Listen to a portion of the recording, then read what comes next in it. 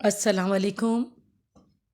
بسم اللہ الرحمن الرحیم۔ آج ہم سورہ احزاب کا رکوع نمبر 3 آیت نمبر 21 سے 27 تک کے بارے میں سوال اور جواب کے ذریعے سمجھیں گے۔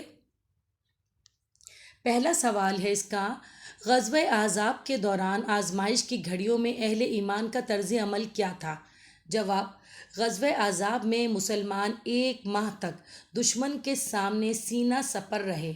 مومنوں نے کافروں کا لشکر دیکھ کر کہا کہ یہ وہی ہیں جن کا اللہ اور اس کے رسول نے وعدہ کیا تھا۔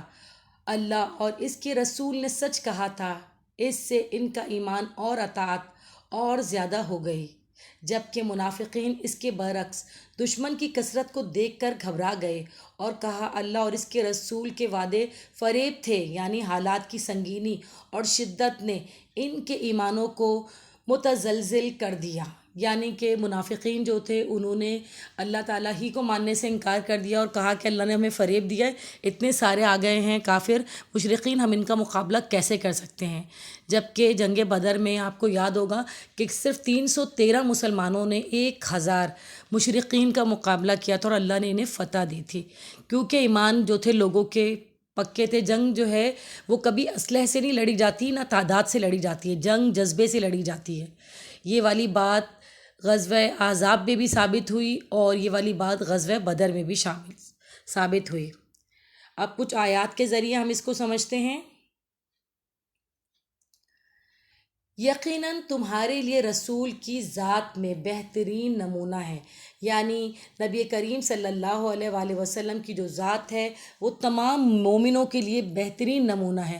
انہوں نے وہی کیا جو اللہ تعالیٰ چاہتے تھے اور اللہ کے کہے ہوئے ہر احکام کو انہوں نے عملی طور پر ثابت کر کے دکھایا۔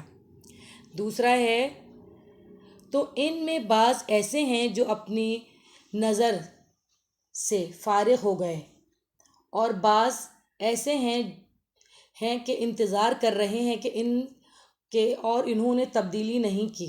یعنی بعض لوگوں نے تو اپنی نظر سے فارغ ہو گئے، مطلب بعض لوگ تو اپنی نظر سے جو انہوں نے بات کی تھی اس سے فارغ ہو گئے، لیکن بعض لوگ ایسے ہیں کہ جو تبدیلی کو قبول نہیں کر رہے تھے۔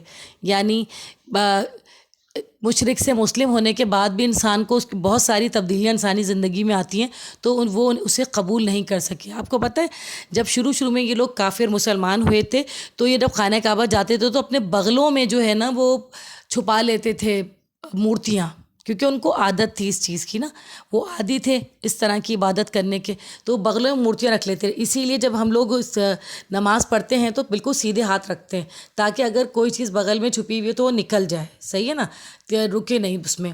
اسی لیے کیا اللہ تعالیٰ نے نماز کے احکامات میں اس طرح سے ہمیں رکھا ہے۔ اور ظاہر سی بات ہے جب ان کا مذہب تھا بابا و اجداد یہ کرتے آ رہے تو تبدیلی آہستہ آہستہ ہی ان کے اندر آئی اور پھر وہ ایسے بدلے کہ پوری دنیا میں اب اسلام کا ڈنکا بجتا ہے۔ اس کو زیادہ سے زیادہ سبسکرائب کیجئے، شیئر کیجئے، لائک کیجئے اور ان تک پہنچائیں جو اسے سمجھنا چاہتے ہیں۔ اپنا بہت بہت خیال رکھیے گا۔ اللہ حافظ۔